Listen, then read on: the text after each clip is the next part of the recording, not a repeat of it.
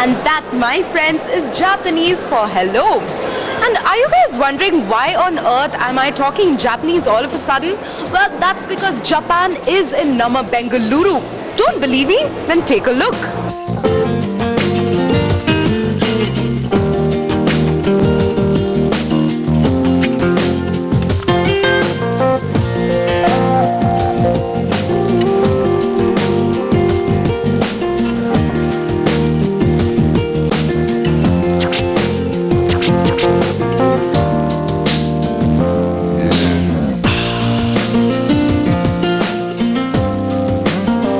It's really a wonderful chance to interact each other culture, and it's really, we always appreciate Indian people are so much eager to try kimono and try tea ceremony, and they like to enjoy and love the taste of Japan. So we really appreciate that their interest.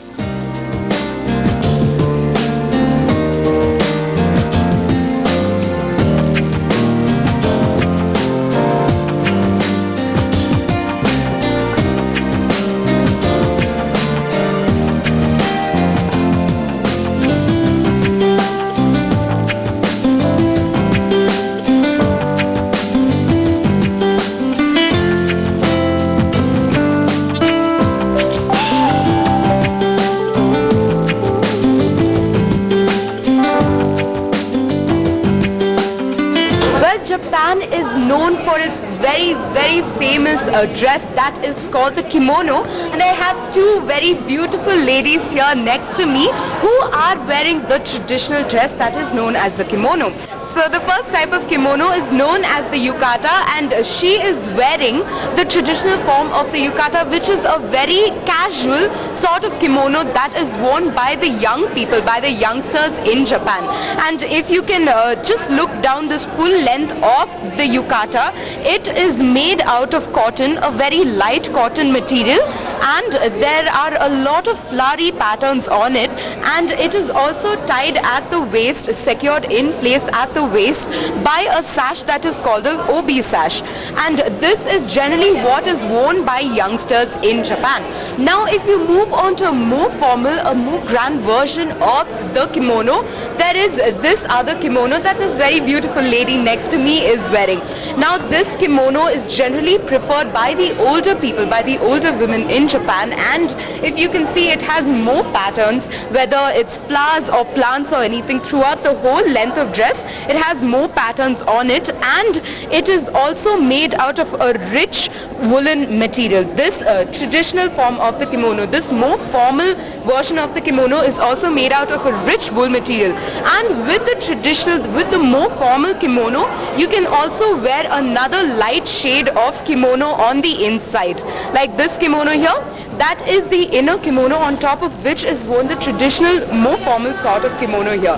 And this kimono also has the obi sash that tightly holds the kimono in place. This obi sash that we see here. And one thing that is very, very striking, one particular difference that is very, very striking about both the formal and the casual kimono, is that on the casual kimono, the sash ends with a bow at the back.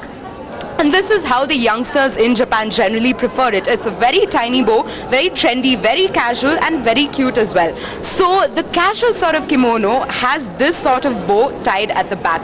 But if you move on to the more formal kind of kimono, at the back here, you can see that the obi sash is tied in a very elaborate way in this square. And this is considered a more formal for all those formal occasions, for all those rare special occasions. This obi sash is tied at the back here. And this is the very beautiful, very gorgeous dress of the people of Japan that is known as the kimono.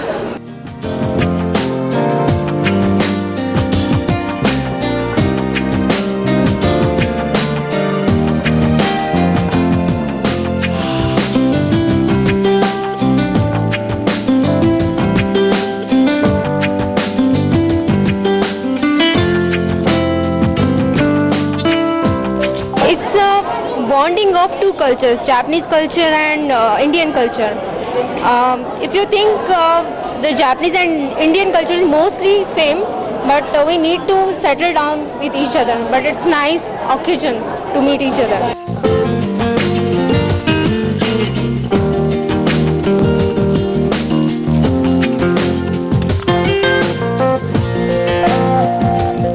Oh, it's a fantastic place. I mean, I didn't expect this kind of activity and participation, so definitely overwhelmed with the kind of response. We heard it like a couple of years back that the Bangalore Japan HABBA is usually a good congregation of all people who are interested in Japanese culture, but this has gone beyond that, so it's very nice. I think it's a wonderful platform and it's very important today because when two cultures meet, it's so much that one really understands, and it's amazing to see the kind of interaction that's happening, the kind of participation that's happening here from the Indian side, and I mean they seem to know everything about the Japanese language as well, and it's been wonderful participating here, especially with everything related to the Japanese products. We have the origami, and I deal with a lot of bonsais and Japanese lanterns, a lot of stuff that go with the Japanese theme.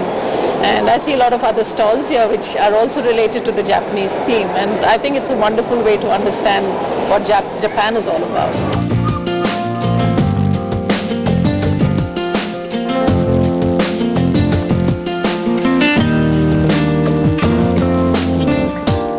Well, just like anywhere else in the world, Japan is also very, very interested and loves their dolls.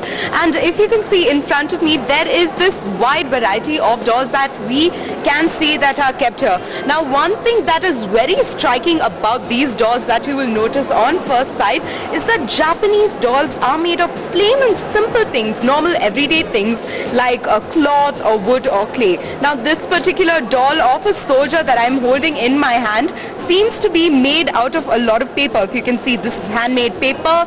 There is more handmade paper, and all that is made. And you can use these dolls. You can make these dolls on normal things like air spray cans or anything like that, air freshener cans as well. And these dolls are very, very simple, very colorful. All you need to do is just add a little bit of paint on them, and if you want, you can add extra things as well, like this doll in front of me.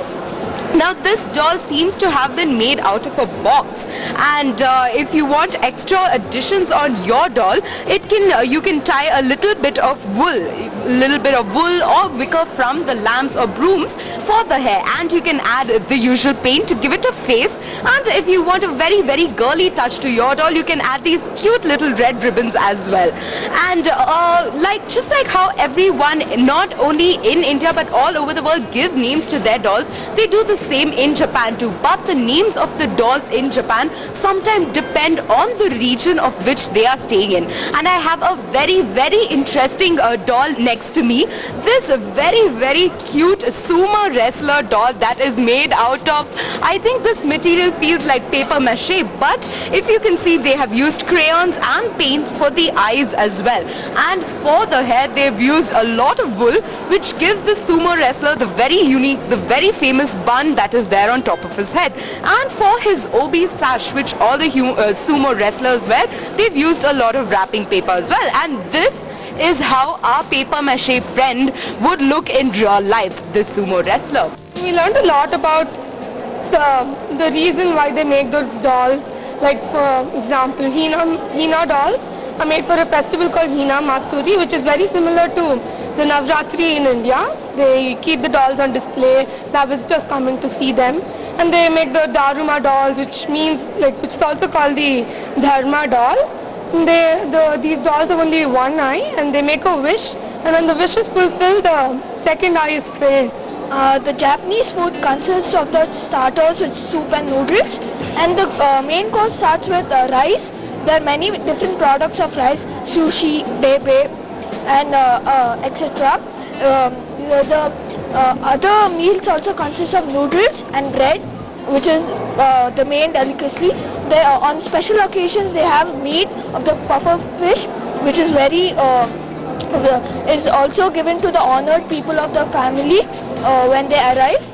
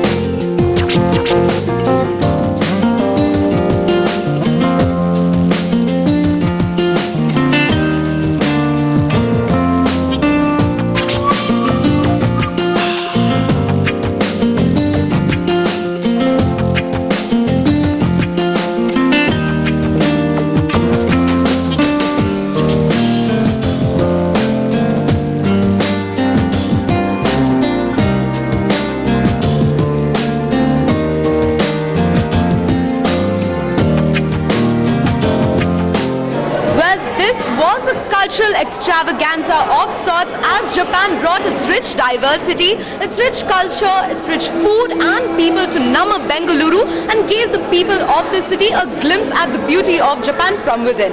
Well, I know Japan is definitely going to be on my shopping destination and my holiday destination. But until then, sayonara. With camera person Raghu, this is Shruti Rao for News 9, Bengaluru.